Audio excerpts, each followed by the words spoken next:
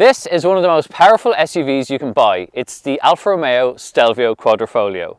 It's powered by a twin turbocharged 2.9 litre V6 petrol engine, and it produces 510 horsepower and 600 newton meters of torque. It drives all four wheels through an 8-speed automatic transmission and can reach 100 kilometers an hour from rest in 3.8 seconds. Is it unnecessary? Absolutely. Do we love it? Absolutely.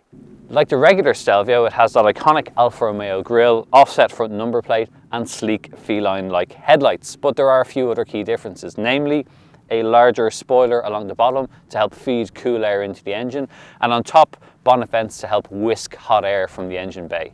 Around the side you get large 20-inch darkened alloy wheels, behind which lurk some pretty beefy brakes and red calipers, and on the side you get that famous Quadrifoglio 4-leaf clover badge.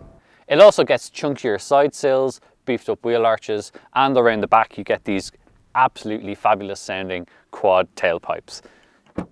There's also a 499 litre boot, and you can also increase that to 1600 litres by tumbling forward the 60-40 split rear seats. There are a lot of nice touches inside the Stelvio Quadrofoglio too, like this carbon fibre that extends across the dashboard and the centre console, and optionally this green and white contrast stitching on the dashboard and through the seats, which ties in nicely with the emblem on the side of the car. The steering wheel is really nicely sized. It gets Alcantara on the top and carbon fibre inserts along the base. But crucially, and unlike most other SUV manufacturers, this gets really nice metal gear shifters, which are absolutely wonderful to use. They're just the right size and they feel great. It also gets this 8.8-inch infotainment system, and the display is very neatly integrated into the center console, but it's not a touchscreen unlike most other systems these days. It does have a rotary controller. It's very easy to use. It also features Apple CarPlay and Android Auto, and these can be used via voice control as well. This might be a driver's car, but it is an SUV, and in the back, space is actually pretty good. This driver's seat is set up from my driving position. I've got a good bit of legroom. Headroom is okay. It's not as good in the middle seat because of this transmission tunnel, it being all-wheel drive. So it's fine for kids, but adults, well, they're not going to feel quite as comfortable back here. Given that it's got 510 horsepower, the Stelvio is actually very easy to drive. The suspension, although firm, does a reasonably good job of soaking up everything. And only really the brakes, as powerful as they are, they're probably a little bit over servoed and lacking in feel compared to, say, a Mercedes AMG GLC 63, which is effortless to drive. And when left in its normal mode, which is the default setting, the engine revs aren't very high, power delivery is smooth.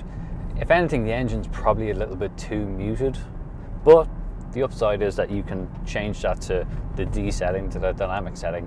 But to really get the most, you need to work that engine. That means flipping this over to manual and using these excellent paddles. They're metal, they feel so much better than the plastic offerings that almost every other rival offers. And when you drop down a few gears, oh boy, does it sound good.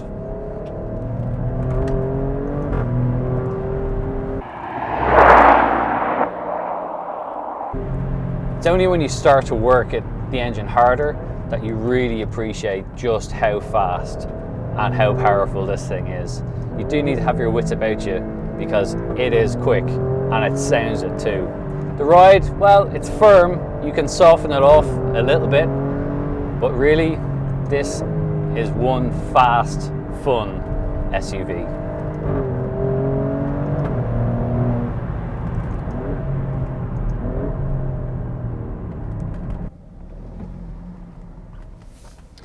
So as high-performance SUVs go, the Stelvio is far from perfect.